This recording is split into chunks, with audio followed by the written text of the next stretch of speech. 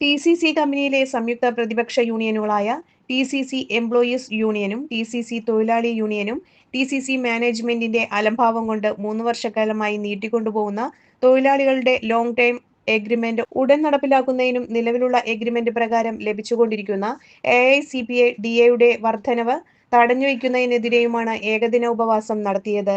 രാവിലെ 8 മണിക്ക് കമ്പനി ഗേറ്റിൽ തുടങ്ങിയ ഉപവാസ സമരം വൈകിട്ട് 4 മണിക്ക് സമാപിച്ചു. തൊഴിലാളി union working president Shri TE Abdul Gafoor ഉദ്ഘാടനം ചെയ്തു. INTUC union general secretary Shri Muhammad Shiyas മുഖ്യപ്രഭാഷണം നടത്തി.